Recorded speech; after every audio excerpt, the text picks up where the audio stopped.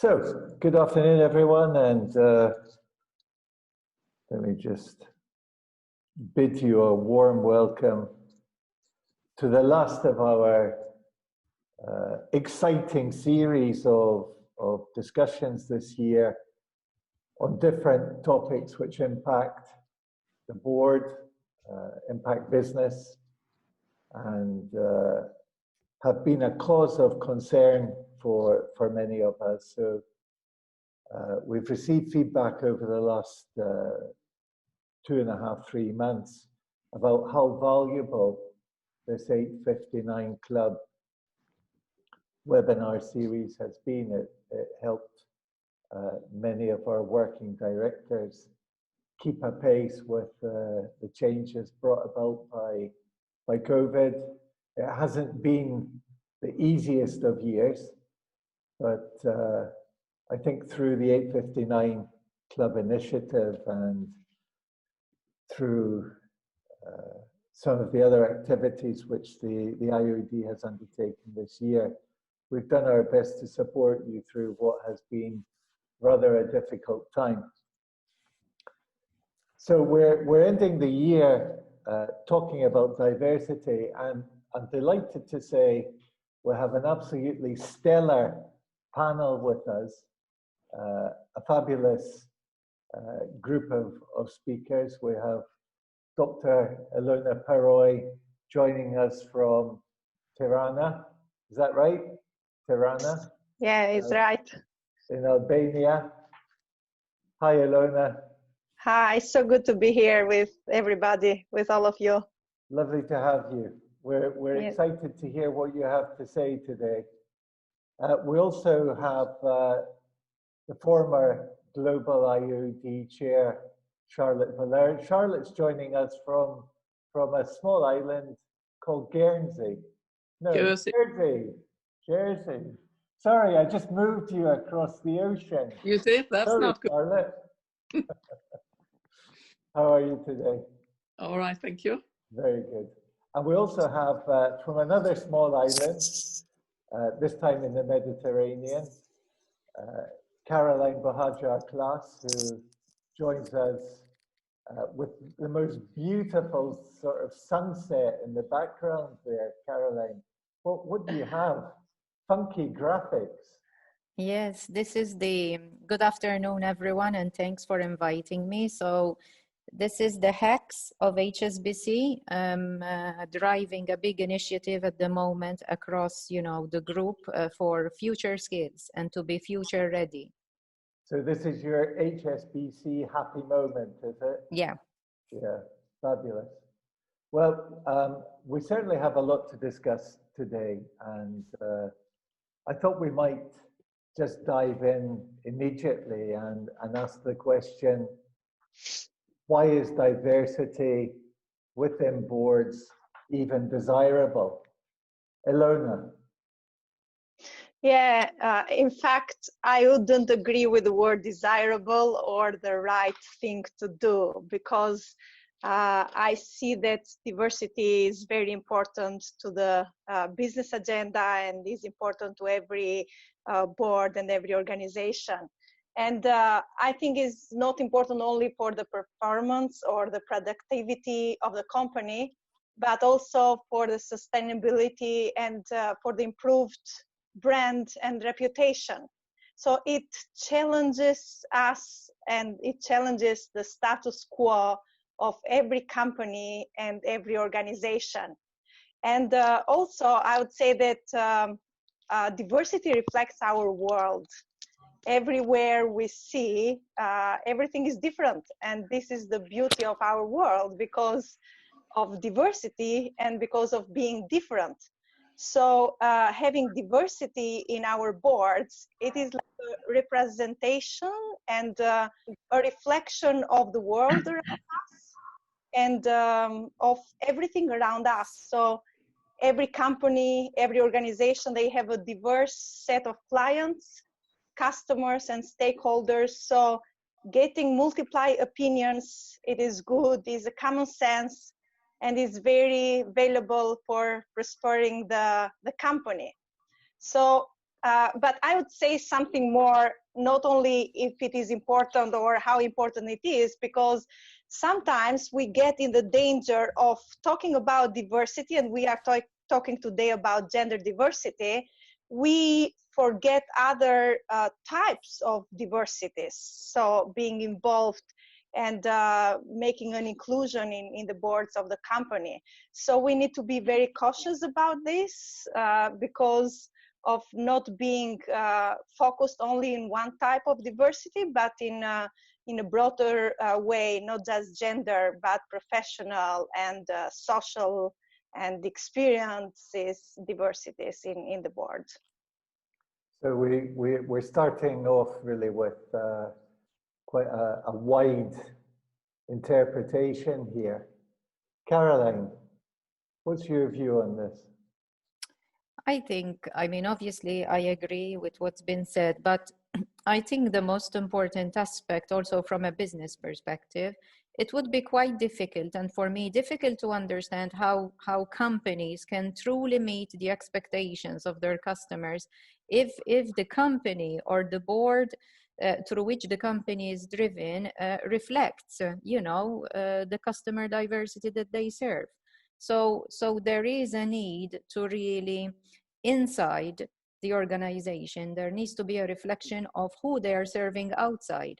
And for sure, most organizations do not focus on just one aspect of society to serve one group, I don't know, of nationalities or a particular, area of community.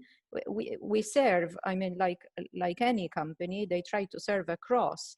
And therefore that needs to be also reflected in the organization, because there will be a mismatch between how we are serving, what we want to serve, if there isn't that same representation inside the organization. So from the inside, outside. Yes, it's from absolutely. An inner core and reflected outwards, like dropping a stone into a nice still pond. It just radiates out. Charlotte, are we dropping stones in ponds? I think, I mean, really for me, on the first question you asked, why should we have it? To be absolutely honest, I've been doing so much work in this area for so many years.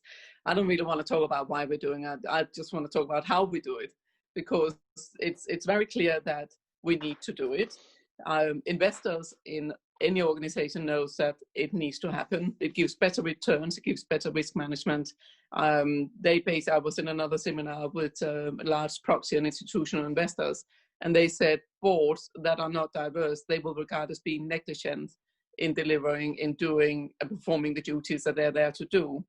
Moody, for example, as a rating agency, is now downgrading organizations that has no ethnic diversity, never mind gender. I mean, they take that for a given. They've gone down to the next level.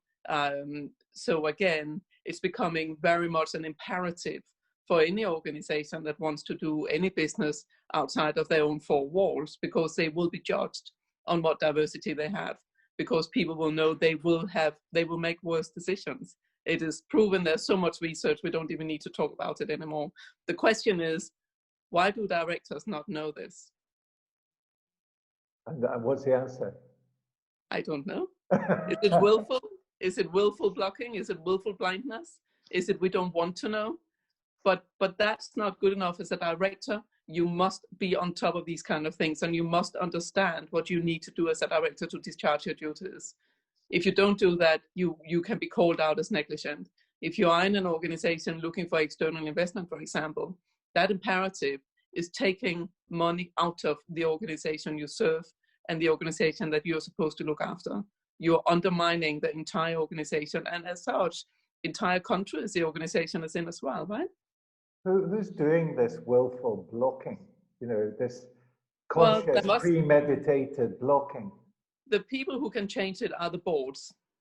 The boards that don't change it must be willfully blocking it. I think they are all intelligent people. I believe in my heart that they all understand that it needs to happen. But for some reason, it's not happening. It's not because the women are not there or the ethnic minority is not there. It must be something else, and I put it down to willful blindness. So we certainly have identified just in these first few minutes a crisis in the boardroom in that the boardroom is not open to diversity. It recognizes perhaps certain things. You mentioned, Charlotte, better returns if there is diversity in the board. But I think, you know, one very strong and serious question that probably many boards will ask is, you know, is there a business case for diversity, gender diversity, or other forms of diversity in the boardroom? And what is this hidden asset? How does it play out? Can you maybe steer us on that question? Absolutely. I mean, the business case, if anyone would want to go in and Google diversity in teams, in performing teams, you will see the business case come up. There'll be many, many pages showing you research from McKinsey, from KPMG, from all the bigger universities. There's tons and tons of research of what is the business case for doing this. The business case is that when you have a decision-making body, and they need to make decisions on various things, but they also need to see opportunities and risks. So all of that balancing it, if you simply haven't got the eyes to see, you just cannot see or know what the unknown unknowns are. The more different ways of thinking you have around the table, the more unknown unknowns you can uncover, and the more opportunities you can embrace, the more risks you can avoid or mitigate. And all of that together creates better returns and value overall, not just in terms of monetary value, but societal value, environmental value, all the values. It creates more when you have that broader cognitive thinking. That different cognitive thinking comes from having different backgrounds, different genders, different ages, different ethnic, upbringing. All of those things together gives you those different ways of thinking. People who's born in the 60s, for example, will carry certain values from the 60s with them throughout their life. And the same for people from the 70s, 80s, and 90s, or 2000. And those values are all different. And I think we all know that. So my base assumption is that we all have a normal intellect that we are using for the better of the world, right? So anyone with that, there is no excuse for not understanding around diversity these days, because it's in your hand. Everyone has a phone. Google it. It's right there in front of your eyes. Well, you know, we've returned again, in a sense, to a little bit of this institutional corporate blindness. But I think, you know, picking out from within that, and you mentioned the 60s, which is being a baby boomer myself, I'm very conscious of the attitudes and values which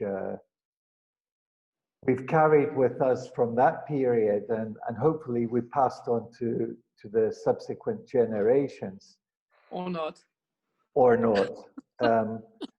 And I think, you know, what lies at the base of your thesis here is that essentially the business case is for cognitive diversity. What do you feel about this issue of business case, Caroline? I mean, as Charlotte said, you know, I don't think we really need to continue, you know, asking ourselves, is there a business case anymore? I mean, I think, as Charlotte mentioned, you can just look at the data. And a lot of data that you see out there, it clearly shows that, you know, companies with diverse boards have higher revenues, they have higher profitability, creativity, and so on and so forth. So I don't even need to continue explaining this. I think here the matter is, as Charlotte points out, it's a matter now of willingness. Are we ready to do it or not? Because we don't need to continue discussing it, in my view, anymore. It's just a matter of, you know, the data is there, it's proven. The millennials will be most probably more vocal about this than maybe my generation. And obviously, when the millennials look at companies that have higher values in corporate sustainability, more diversity, appreciating diversity, they will start choosing as well with who they will go with who they will choose to be employed with. So, you know, there are a multitude of implications here for really not doing it. And it boils down to willingness, because the ingredients are there, the data is there. So it's just now a matter of actioning it. And I don't know what we're waiting for. Well, you know, it's astonishing that here we are in the middle of perhaps one of the biggest retractions of major economies in almost 100 years. And companies literally don't want higher revenues, higher levels of creativity, or even higher profitability, because they're not embracing this. Elona, we've heard that there could be a case for negligence when it comes to directors who don't embrace diversity. How do you feel this business case? How do you feel this business case is playing out? Yeah, you know, I think as people, we want to see like very fast results, you know, and we want them to be visible and to be measurable. And with the diversity in our boards, you know, like we need to be intent and strategic, but also we need to not have high expectation. What do I mean with this? So let me take one example. I'm the only woman as a pastor in all the country. So they are all men. And for the first time ever, I'm the vice president of the Evangelical Alliance of Albania. That is like the umbrella for the all evangelical churches in the nation. This has never happened before. And people say that this can happen maybe after 50 years again. So what I think is that what I'm doing is doing what you can with what you have today, and not having expectation that I will have the fruit of my actions, but maybe the next generations will have that. So, and I learned this from my daughter. I know I entered in too many personal things, but I learned this from my, so one day my daughter woke up and she said, I want to become a pastor like my mommy. So for me, just listening that is enough of what I've done, because my daughter does not think that being a pastor is only a man thing, and only men can do that. So I think one of the negligence or the unwillingness to do that is because we want to see very fast results, and this does not come really fast, you know, and they are not very visible results that we can be proud of. Well, you're certainly probably not only 50 years ahead of your time, Elona, but you're pulling a lot of your society along behind you by being a role model who's not afraid to be visible. Mm-hmm. Yes. Charlotte, I'm going to put you on the spot. But you did have quite a long stint at the Institute of Directors. It's probably the world's largest director representation. Unfortunately, not the largest, but or one of the largest. One of the largest. During your chair of the Institute, what initiatives were taken to improve board diversity? So whilst I was there for the 2 years I was there, we had lots and lots of events discussing exactly this. We had female leadership events with hundreds of people in, where I was actually trying to say we need to have just leadership events and make sure we have 50-50 men and women, because the fact is that women on their own are not going to change this, whether we like it or not. The men holds the power currently. It has to be all of us together. If we don't have men working with us to equalize and get parity everywhere, then it won't happen. So we're pushing some of those as well. I unfortunately still think that the level of women at IoD sits around 20% as members, which is not great. Ideally, again, we should be able to see a 50-50 balancing on that, which we see more of in the sub 40. We have about 40% women, but it's in the sort of over 40s, we have 10% or so. So that's the generational difference, which is why we need to then push in with the people, or the women especially under 40, and draw them in, because actually now those circles or communities under 40 are much more at parity. It is literally the older generations, like my generation, holding on to what we have known throughout the last century, and we need to stop doing that. We need to stop doing that. I also were discussing having some M&M mornings, for example, menopause and midlife crisis, which is something that affects businesses. And we've had some legal cases in the UK where women have won because there wasn't reasonable adjustment around them having menopause. But the very silent thing is also for men and their midlife crisis, which is not talked about so much, but something all men go through, which is not very pleasant. So putting some of those discussions in that my generation and up on the table together, I mean, both for men and women, again, might drive us to get to a place where we are more 50-50. How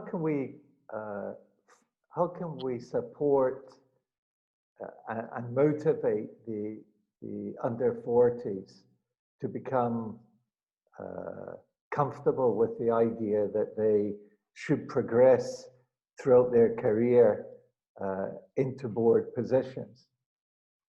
They all want to. I don't think we have to motivate them. I think they're very motivated. So that diversity is already there knocking on the door. Okay. And, you know, the whole question of M&M, it does bring up a lot of issues around identity and how much energy do you have. But I think, you know, when I've talked with people, and maybe Caroline will comment on this, but when I've talked with people about this topic, one of the things that comes through very strongly, not just from menopausal women, but also from men in their 50s plus, is the question of how to regulate energy levels, which is extremely difficult if you're not supported by the organization in some way. But what do you think, Caroline, on this? I think, you know, I guess from a pure human resource perspective in my current role as well, I feel fortunate enough, obviously, to work for an organization where we have put, you know, a very clear framework where we embrace both diversity and inclusion at all levels. In fact, we have a number of practices now which are basically in our DNA in HSBC, where, you know, our executive committee, for example, the senior top executive of the bank is 50-50 already. We have also several programs across the group worldwide where we are pushing more and promoting women, starting from middle management positions to pushing them, you know, to what we call in accelerated leadership positions. For example, another thing that, you know, I was quite impressed when I joined 3 years back is that when we are part of our recruitment process for any leadership role that we are recruiting, the panel of interviewers have to be 50-50. And also we need to ensure that when we are shortlisting people in managerial positions, we must ensure that we have gender diversity there too. So I think at organizational level, and this is then translated obviously to the board, you can immediately see And many organizations do have them. It's then the difference will be in the execution and making sure you're measuring, you know, those metrics that you've put to ensure that then you really achieve this balanced leadership that you want in driving the organization. So these are all things that are already there. It's the difference again is in the execution. So it's not rocket science. So organizations have these processes. They are easily, you know, copy pasted from one organization and another. The difference is always in the execution. And I'm very, at least, happy and proud to work for an organization that really drives and executes on this aspect. Well, we've had a fantastic subliminal advertising exposure this afternoon to the HSBC message. But I think, you know, given the reality, 2020, the proportion of women on boards of the largest publicly listed companies registered in the EU member states reached just under 30%. It was 29.2%. Whereas in Malta, women account for a miserable 11% of board members in listed companies, and approximately somewhere around about 5% in other firms.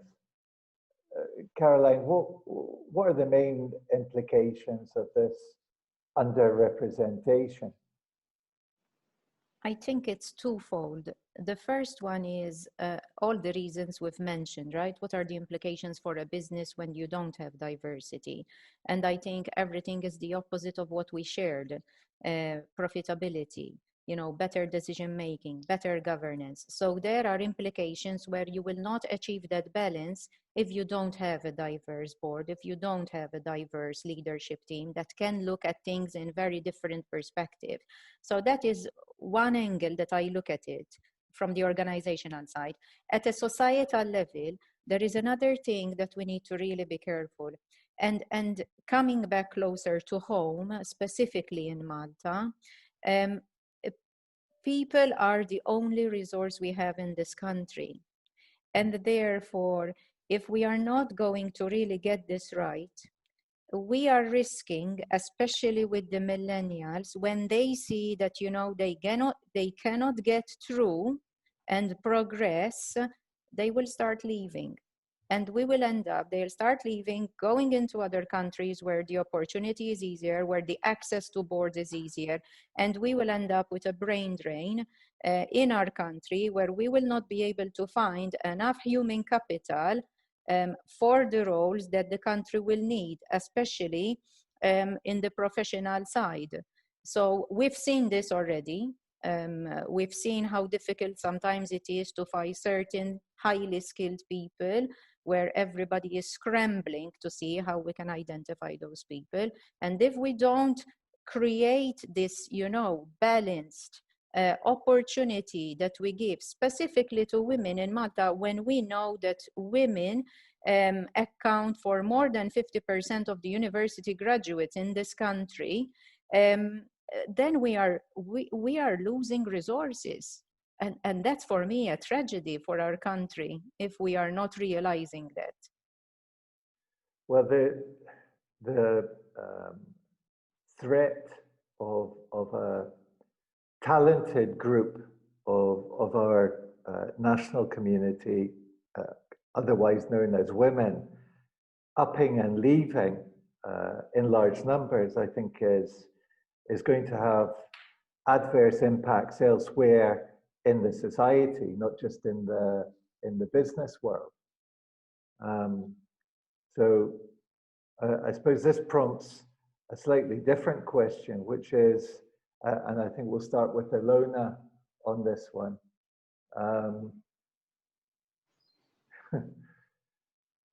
Do you agree with the introduction of gender quotas within boards? I would prefer to not talk about that.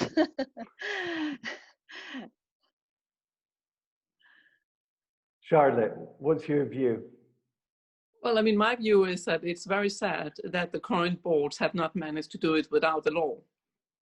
They should have fixed this many years ago. It's been talked about for decades. I mean, I've been around the world talking about this for so long, and the broader diversities. If it's shown, how many years do we give people to not do what is clearly there to do? And that is what is pushing laws, is that when countries, through the boards they have, cannot figure out how to get it right without a law, then a law is necessary. It's very sad. It's necessary. You would think that we have enlightened leaders that understands what's right in front of them and therefore enacts it. But that's not what I'm looking at. Caroline, you have a slightly different view on this. Can you share that with us? It is a bit of a dilemma. And, you know, at first instinct, I am not a fan of quotas for actually, you know, the reason Charlotte mentioned, because it's a pity that we have to actually arrive to that to achieve something that we know will benefit everybody in the end. But unfortunately, you know, having reflected a lot in the past few days, and, you know, I was reading a number of articles, I think we have made such a snail pace progress in this area that there is no other way now. And we don't have much time. And the more time, you know, we keep talking and thinking about it and trying to convince people to do it, we're just running out of time. And then at some point in time, we'll hit a wall and we say, I told you so, we should have done it. So in the spirit of that, I think, yes, we have to introduce them because the cost of not doing it will be much bigger. Well, Charlotte's background is from Scandinavia, and Norway, in fact, was the first nation to adopt a quota system for female board members. It's about roughly about 15 years ago. And then gradually other nations started to take the hint and introduce mandatory quotas. And I think we've had Germany, who were mandatory, Belgium, Italy, Iceland. Germany came out this week. Yeah, it's very recent. These are all mandatory, and then we've had some voluntary goals set by other countries like Austria, the UK, Finland. The Dutch are in on this voluntary side. Spain and Sweden, but what they are emphasizing is to try and reach somewhere between 25 and 40% using the voluntary mechanism. So, you know, the question is, what works better, mandatory or voluntary, Charlotte? There isn't such a big difference really, because as soon as you put in voluntary targets, everybody is expected to follow them, right? And if they don't follow them, there will be consequences from various stakeholders. The expectations will be set with targets. But I would say that, I mean, why we need to shift the language a bit here, right? We need to think of the end goal we're looking for, which is parity. We need parity between the genders in all aspects of society. That also goes for the home, right? Men need parity in how much space they have in the house, how much space they have for children, right? I mean, we need to change laws so that men have equal right to be with their children, and also have equal rights in terms of family leave when a new child arrives. When we get men equality in that area and women get equality in other areas, we have to look at the entire picture. Either way, it would happen. The mandatory ones tend to be a lot slower. Once there's a law, people are a bit more up on it. Institutional investors can vote on their feet for listed organizations, but when you go into the bigger, much bigger unlisted space, organizations just do whatever they want to do. And that's actually why we have seen the least progress, because they don't have to. And this is where for the better of all countries, the world, their own company and their country, I think we just need to just say, look, let's just move this on. We're looking for minimum 40% either gender on boards, because if you say 30 or 40% women, do you say 60 or 70% men? No, we're not looking for all women boards either, right? We're looking for the balance. The balance is what nature intended for us. Now let's get on with it and do it. I think having not had the balance for thousands of years has not necessarily put us in a good place. We are on an earth that we're killing. We are, in fact, as a species, committing suicide from making the wrong decisions. It's now time to shift it, have all the decision-making powers to the table so we make the right decisions so we can all prosper as opposed to all die. Well, the two mechanisms that we're referring to, whether it's mandatory or voluntary, which we've been, I think in the EU, we've been quite proactive in both areas. And if you take a look at what's happening in the States, for example, the S&P 500 has approximately about an 18% women participation rate on boards, where they neither have a mandatory nor a voluntary program. I think what we can also say, and again, I'd be interested in your views, especially coming from the capital market side. It looks ugly in a company's annual report when you know, if European countries had this 18% issue, I think the social reaction and the market reaction would be incredibly negative, and they wouldn't attract much cash because they're out of step with the times. What is your feeling on this? Charlotte, what do you feel about it doesn't look good, and it is, and from a capital markets point of view, so I've been a banker for 38 years now. Today, if I was going to lend money to an organization that still behaved as if they were in the last century, that lending might have to have more security. It would have to maybe be at a higher rate. And I would have to very closely monitor how agile that organization is in all other areas. When you can't even figure out your leadership level, how can you deal with your risk? You can't even see your risk. How can you deal with opportunities that you haven't got the eyes to see with, right? So it tells you something about the whole organization and that lack of ability to flow with the times as they are. And that costs, it's going to cost. And this is why it's very clear that organizations or businesses that has not flown with where the times is going now are going to be hit on the bottom line very hard. And that, in fact, can take them out. They're going to lose out of talent, as we also alluded to earlier. The brightest talent is not going to be in such an organization. They just have no interest. They're not going to say so. They're simply going to move to the organization that is much closer to what they feel is right. Yeah, it makes these organizations look like dinosaurs, doesn't it? That's right. Time, unfortunately, is flying by. And it would be interesting to have a deeper dive into this whole question of quotas, but I think we agree as a panel, Caroline, Elona, we tend to agree that whether mandatory or voluntary quotas are a good thing. Yes? Yes. We have 3 nodding heads on that. More quota oriented approaches certainly required.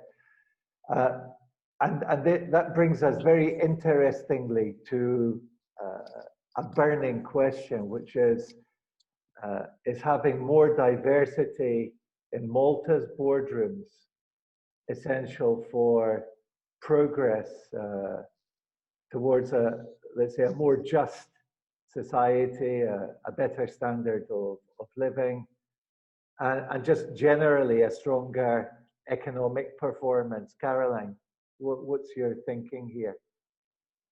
Of course, the answer is yes. Hmm. But just to point out a couple of things, I mean, again, not referring to any studies, but if we look at some of the most innovative, disruptive, and prosperous, you know, cities, urban cities in the world, where they have high standards of living, you know, strong GDPs and great economic performance, like, you know, New York, Dubai, Singapore.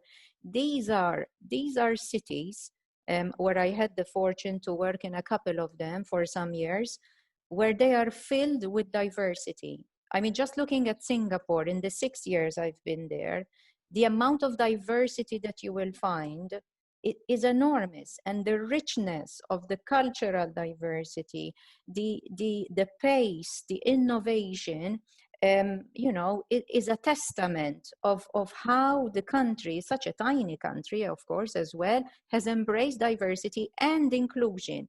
I mean, the amount of, you know, diverse nationalities that I worked with, you know, in just a team of 20, you would easily find 17 different nationalities and 8 different religions, and everybody worked in harmony. So there is no question that, you know, as Malta also becomes more globalized, more culturally diverse, we have to embrace it. There's no, you know, there's no other way. Otherwise, we will be limiting ourselves, and actually it can cause us failure in many aspects of our business. And we just can't afford it, because let's face it, we're too small to afford that. So we have to embrace that. And that diversity issue, Caroline, might explain why from the mid-1960s, when both Singapore and Malta gained independence from the British, that Singapore has become a global powerhouse of an economy. And we've remained the poor sister.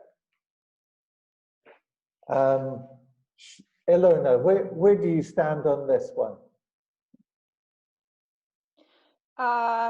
Yeah, I totally agree that you know, as Charlotte said, that the lack of diversity in the leadership is just one thing that shows other characteristics of a company. And if a company does not deal well with the leadership and the diversity in the company, I think that there are other things that they are not dealing well. So I would say that diversity is essential and is playing a key role on the culture of the board and culture of the company, overall culture, not just one aspect. And having a healthy culture of the board will make sure that, and will determine that everyone will perform well their duties. Having a healthy culture will cause having a healthy environment, and this will make everyone, you know, be honest and give different perspectives on the board and the leadership. And I think many times we are very concerned about politically correctness, but sometimes we need to find a balance of politically correctness and you know, like being honest, being real, and doing what's best to be done, not what everyone else is doing. Charlotte, getting real. How do you see this playing out across the Maltese Islands?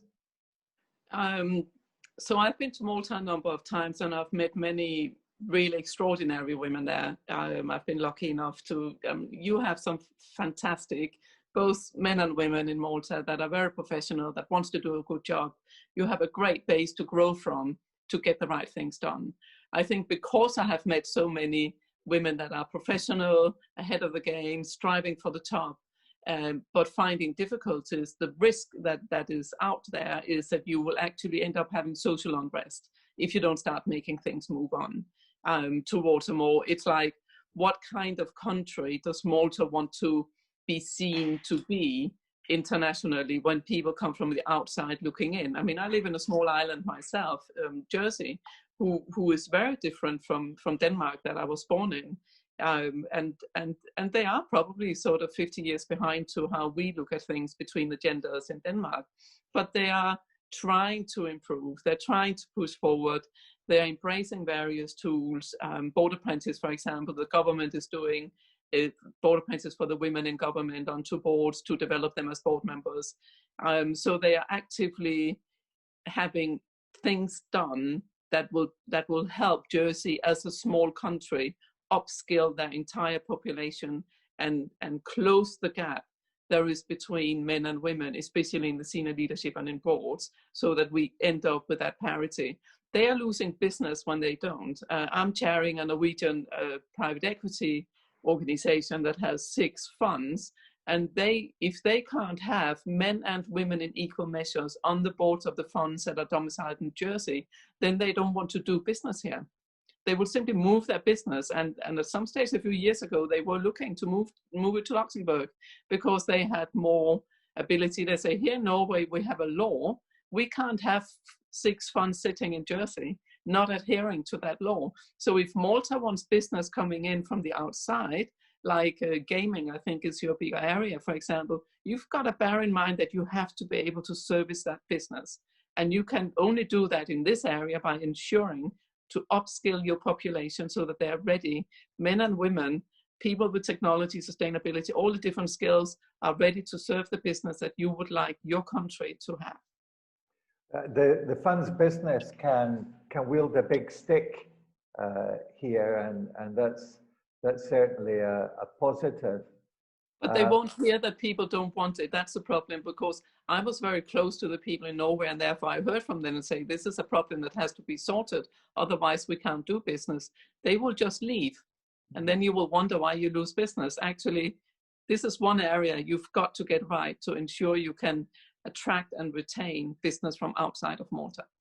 Well, there seems to be a change of guard in terms of the financial services regulator, and there will soon be a new CEO. So perhaps whoever is on this call from the MFSA is listening to what we're saying today.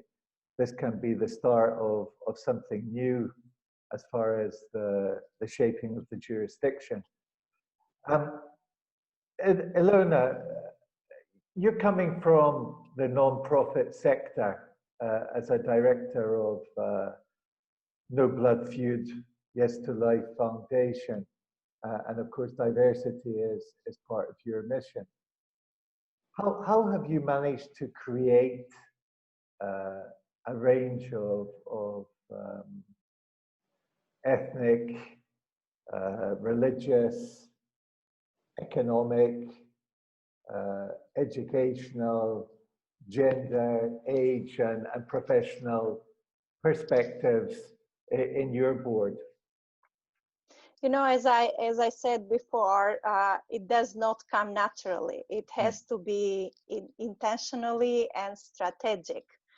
In fact, I'm part of 5 boards. In 2 of them, I'm the main leader, and if I was doing a calculation, in 2 boards there are 5 men, 2 women. In 2 other boards there are 3 men, 2 women, and only in the organization that I founded there are 3 women and 2 men. So you know, I think that you need to be really humble to include diversity, especially when you serve other people. And I would refer to leadership as servant leadership, because as coming from the non-profit, we are serving other people. Naturally, we tend to go along with people that are of our kind, you know, not people that are different from us. Or we tend to keep close to us people that have the same strengths. We focus in our strengths because we are proud of who we are, and we don't want to focus in our weaknesses and our gaps. So if we want to be humble and not being selfish, we will draw closer to us people that can complete our weaknesses in the board, you know, and not have people that will compete with our strength in the boards, especially in the non-profit when we serve people and we need to, you know, to understand them better, to have different perspectives and different group representatives in our board. So it has to be intentionally, and you need to be humble, you know, to be humble and to not just focus on the strength, but focus also on your weaknesses and cover these weaknesses with other people in the board, and to not focus only, as you said, only in gender diversity, because I don't agree at all to be part of a board just because I'm a woman, you know. So I am part of a board because I'm a woman.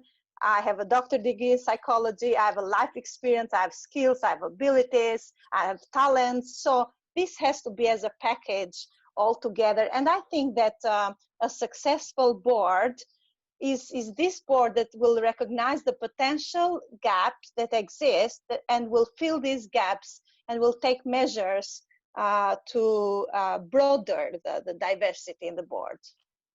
Well, for someone coming from the non-profit sector, you certainly have a very powerful analytical approach that I'm sure many businesses here in Malta would be happy to benefit from.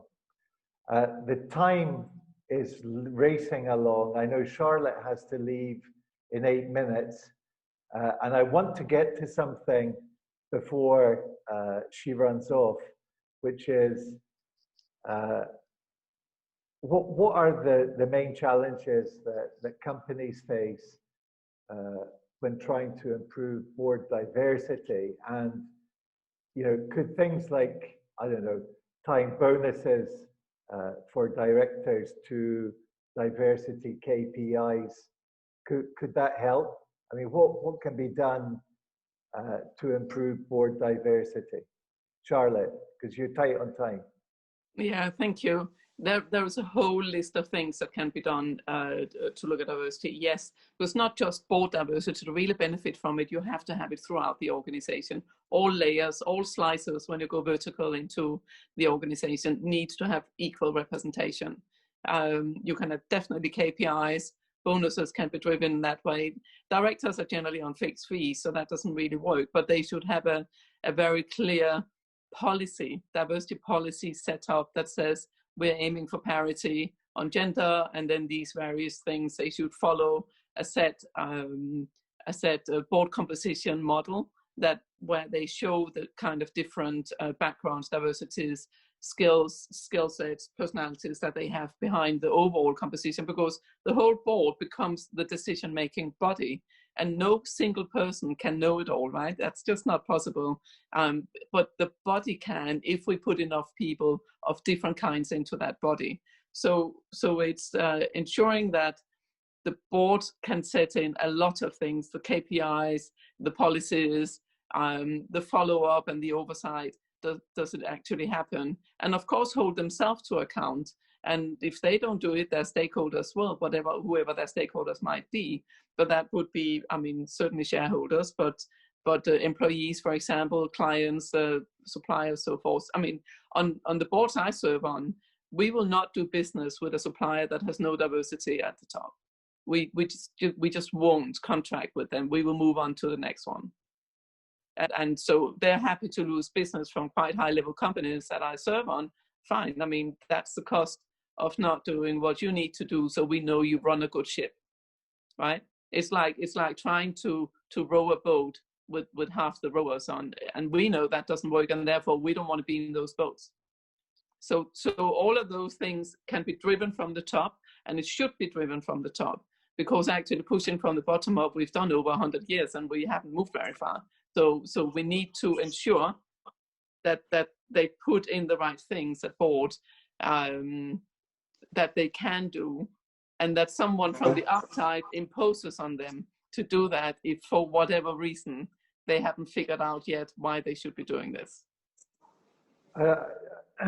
This image of rowing a boat with only half of the rowers, I hope this image sticks with our audience today, because it very neatly sums up much of the discussion. Caroline, where do you take a stand on this? I mean, you know, one of the things that I was reflecting on is 20 years ago, and this is maybe more of a personal thing. 20 years ago, I left Malta to pursue a career aspiration I had, because I realized that if I stayed here, I would not have had the opportunity to what later I had, and I'm very glad I did that. Obviously, one is very sad when you leave one's country, because you go into a new culture and you don't know what you're gonna find, but then you learn to adapt. But I am very thankful that I did that, because I think the experience, having witnessed with my own eyes and through 20 years, almost 15 years that I spent abroad working in, you know, Europe, US and Asia, only then I really fully embraced and appreciated the value that diversity and inclusion can bring to a business. And I guess when I came back, those values that I acquired over the years, I make sure now that day in, day out, I will practice them, not only in my job, but even in the way I raise my daughter, my 11-year-old daughter, who is a global citizen herself, who obviously, you know, has aspirations. And in no way I want her to think, you know, as she one day may join the workforce, that there is something that she cannot do just because she's a woman. So this is, I think, you know, my parting message. I think we have a responsibility to our future generations, not to allow them to think for a minute, independent of what gender they are, what cultural background they have, that they cannot achieve anything. So this would be, you know, something that I really emphasize in the way I try to role model for my daughter, and also in the work that I do day in, day out, you know, in the organizations I work for. We have 2 minutes left. Elona, can I ask you, do you have something to add to that? Or what would you like everyone to remember from what has been said today? We're not hearing you. You have to switch on your microphone. Yes, sorry. You know, over the years, we've spoken so much about fixing women and teaching them how to adjust in a male-dominated society. But I think we need to move from the awareness building of fixing women to take action to change our society and the organization on that. So we need to see this not as a women issue, but as a human issue. You know, and this is not something that only women have to do, but every one of us, we have our own part in all of it. So let us stop talking and start doing something about that. Charlotte, what are your parting words? Because I know you have to fly to your next discussion. Yeah, I mean, if we can all work together to make this happen, it will have a good outcome for all of us. And I think I would like to encourage that, because it's only together that we can make it happen, men and women. Caroline, we'll leave the floor to you for the final words. These are the words of wisdom from Malta. Oh my goodness, that's a big responsibility. You know, I guess the parting message is, we have nothing less in our country to make this happen. We have very bright people out there, very good professionals, both men and women. And I think it is the time for us to really take this matter serious and drive it ahead. And our aspiration should be that, you know, other countries follow us, follow our lead. So the key message here is, let's, you know, take action, drive it. The policies are there, the laws, we know them. We know that, you know, the practicalities of it will exist, but we have nothing less than others that we cannot make this, become a reality in our country. Well, on that profound note, I'd like to thank what has been a fabulous panel today. We must keep coming back to this, and I look forward to inviting all of you back for another discussion. A proactive way of looking at the progress that is being made in this area. Thanks to Charlotte Valeur, Chair of Blackstone and a member of the London Stock Exchange Primary Markets Group. Our very own Caroline Bahajar-Klass, who is Deputy Chair of the HSBC Foundation. And then we also heard from Dr. Elona Prroj.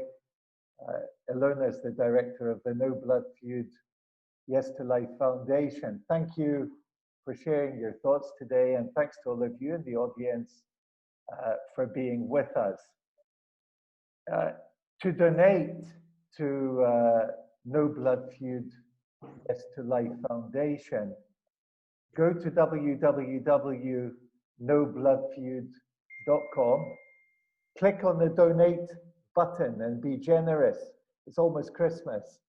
And this lady is doing an absolutely incredible job to help the most vulnerable people in society. So once again, to donate to No Blood Feud Yes to Life Foundation, go to www.nobloodfeud.com and click the donate button. The recording of today's webinar will be made available on the IoD's social media pages, hopefully in time for the weekend. Check out our Facebook and LinkedIn pages. You'll find the link there. Enjoy the rest of your day. We'll see you in the new year with the 2021 all new and improved series of IoD Malta webinars. And hopefully, we might even be able to actually hold some events next year. Stay safe, stay well, and we hope that being part of the 859 Club webinar series this year has been rewarding for you. Thank you. Thank you. Bye-bye. Thank you. Thank you. Bye-bye. Well done, everyone. Bye. Great conversation.